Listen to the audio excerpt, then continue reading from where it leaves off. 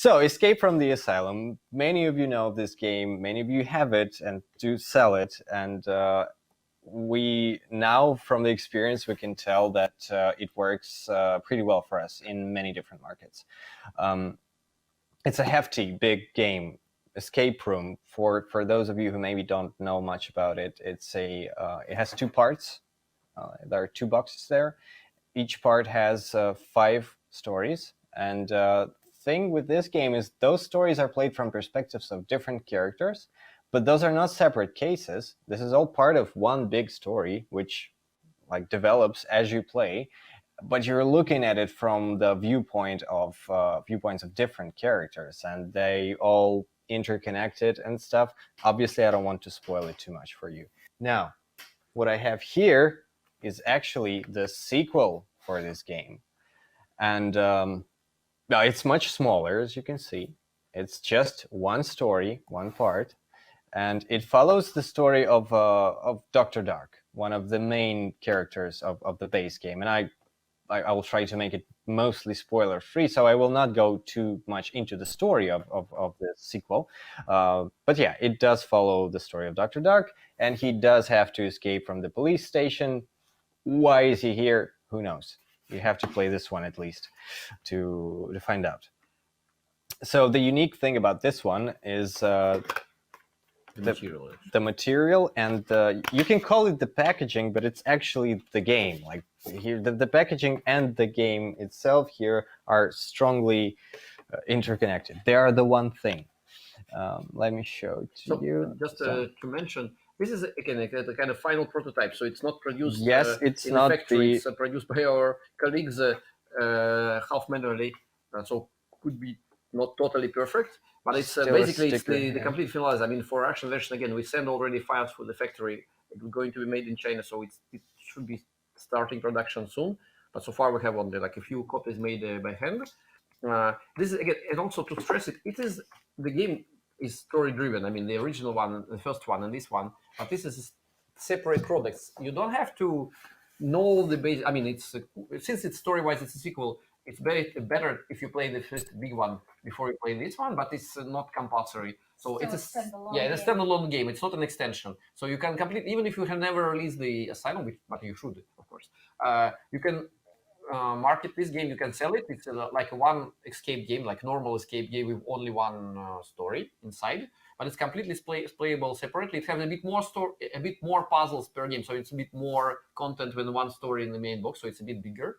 So we played like up to 90 minutes normally. 60 to 90 is fine, is good. And it's a kind of start, hopefully, for a line. We will explain more later. Okay, yeah.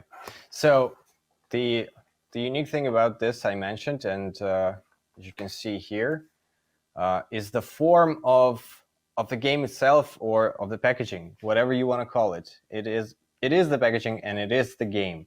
So the story will quite literally unfold in front of your eyes as you play, and I am just unfolding it quite fully. But of course, if you play the real game, the game will tell you when to open the next page, where to look, etc., etc. So you will not just unfold it completely. Close it before we spoil too much. Yeah, we don't want to spoil too much, definitely. So this is a sort of a strange envelope that unfolds the story. There are no cars, as you can see, right? So there was this engine, the driving engine of the main game. This is completely different from that. The system for checking the answers or getting hints or solutions is also quite interesting. Not sure if you can see it there, but you can show it. Yeah, we could probably show it on a close-up. So there are these tear-off tabs, and for example, if you're solving a certain puzzle, which are numbered here, and you came up with a certain solution, you look for this solution and the corresponding tear tab, and then you tear it off, and there will be a green light if you solved it correctly, or a red light if you solved it incorrectly. Obviously, if you're solving the puzzle and you don't see even the option that you came up with, that means that your answer is probably incorrect. Same for hints and solutions. They're also on this small tear-off tab, so you can tear them off like this, and then you will see inside a hint or a solution depending on what you're going for. Now, even though there are the tear-off tabs, they're still reusable. Yeah, yes, this is the main question we got. You don't destroy the game as you play it. It still stays playable after you finished it. Well, maybe not for you, but for your friend. Yeah, there is a special cut to keep the tearing of tabs fixed, so you can close them back. Yeah, you can close them back. And in continuation with, I mean, we had a sort of one of the special things about Escape from the Asylum was that we had puzzles that are not just, cardboard printed something and then you have to solve it, but they used some interesting materials, different ones. Here we kind of continue this trend, and we also use something that, well, I will tell quite it. Unconventional. Yes, unconventional. You will have to use different kind of senses to solve those puzzles. Is all I will say. You'll have to try it. Yeah. This one is, of course, way more accessible, you could say, in terms of price than the original one. This one is $12.90 euros, the shelf price. In this kind of packaging. In this kind of packaging. Here we have the hang tab. So actually, technically, we can produce it. We can produce it like this, so just probably, an envelope. Yeah, it will be probably 10 in this case. Yeah. So we can go for this option. It depends on your market. Because actually, originally we aimed it to have it without outer box. Yes, the original idea was just the envelope, and we added the outer box later. But actually, it's kind of self-contained. So one envelope is a full game. It's, as Artem said, it's something which unfolds really as you play. You're solving the puzzle, you're unfolding the stuff. So it's like a huge sheet, and it's a lot of engineering. It's quite heavy, difficult to produce. I hope everything will work as expected and reproduction. And it's quite well, I think it's really cool. It's impressive. Well, you have to believe us, and it's quite impressive. Like when you do it, like this is it's an A2 sheet completely cut with everything like squeezed into it. It's very heavy engineering. We spent like 1 year trying to figure out how to do it properly.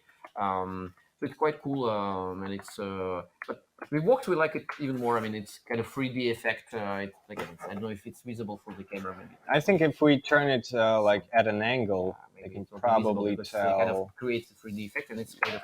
But basically, the box is throwaway packaging. I mean, it's not really needed for the game. The game itself is an envelope. It's self-contained. Yeah, it's like a Swiss knife. In a way. So, any questions about it, or we go over to the next one? Yes, no one has asked questions. It's always hard to ask questions about these anyway, because even as you're talking about it, you're saying you don't want to say too much. I think mostly you need to get your hands on it and try it, and then you know. But actually, again, if you have to play the base game, then you have some kind of feeling. So it's very story-driven. I mean, you will uncover a story. If you play the first game, it will be easier to. We try to keep the same feeling, but we want to use this different material. So this completely, well, it's kind of unique design.